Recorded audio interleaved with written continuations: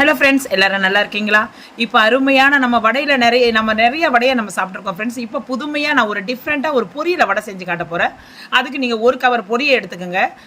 எல்லா கடையிலும் இருக்குது, இப்போ பொரி இருக்குது. ஆயுத பூஜை பொரி தான் இல்லைன்னு இப்போ எல்லா கடையிலும் பொரி இருக்குது. நீங்கள் ஒரு பாக்கெட் பொரியை வாங்கி நல்லா கழுவி பிழிஞ்சு ஒரு தட்டில் வச்சுக்கோங்க ஃப்ரெண்ட்ஸ். ஒரு கிண்ணத்தில் போட்டு வச்சுக்கோங்க. இது பாருங்கள் உங்கள் முன்னாடி. அதில் சேர்க்க வேண்டிய பொருள் கொஞ்சம் ஆனியன், நம்ம மசால் வடைக்கு சேர்க்குற மாதிரி தான். கொஞ்சம் கருவேப்பிலை சேர்த்துக்கோங்க. அதுக்கப்புறம் வந்து கொஞ்சோண்டு கொத்தமல்லி சேர்த்துக்கோங்க. இந்த பாருங்க உங்கள் முன்னாடி இப்போ நல்லா ஃப்ரெஷ்ஷாக இருக்கிற கொத்தமல்லி சேர்த்துக்கோங்க. கொஞ்சம் வந்து மிளகாத்தூள் சேர்த்துங்க, தனி மிளகாத்தூள் போட்டிருக்கேன். அப்புறம் கொஞ்சம் பச்சை மிளகாய் சேர்த்துக்கோங்க. ஏன்னா வந்து குழந்தைங்க சாப்பிட்றதா இருந்தால் அதை அவாய்ட் பண்ணிவிடுங்க. இப்போ இது மிளகாத்தூளோடு போதும். கொஞ்சம் தேவைக்கேற்ப இது அரிசி மாவு கொஞ்சம் சேர்த்துக்குங்க. இதெல்லாம் போட்டு நல்லா கலக்கிக்கிடுங்க ஃப்ரெண்ட்ஸ். நல்லா பிசைஞ்சிடுங்க. பிசைஞ்சிட்டு கொஞ்சம் தண்ணியை ஊற்றி நல்லா பக்குவமாக வர மாதிரி, வடை தட்டுற மாதிரி வரவன்னு கையில் நீங்கள் தட்டி பாருங்கள். வடை தட்டுற மாதிரி வந்துட்ட உடனே ஒரு கடாயில் ஆயிலை விட்டுருங்க. ஆயிலை விட்டு உள்ளே ஒன்று ஒன்றா போட்டு நம்ம பொரிச்சு எடுத்துடலாம் ஃப்ரெண்ட்ஸ்.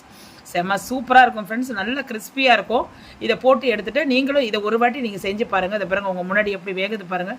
எவ்வளோ அருமையாக இருக்குது பாருங்கள். செம்ம சூப்பராக இருக்கும், அருமையான. இப்போ அதுக்கு ஒரு தொட்டு சாப்பிட்றதுக்கு ஒரு சாஸ். இதை பாருங்கள் அவ்வளோ அருமையாக இருக்குது பாருங்கள். பார்க்கவே நல்லா இருக்கு இல்லைங்களா? நீங்களும் செஞ்சு சாப்பிட்டு பாருங்கள்.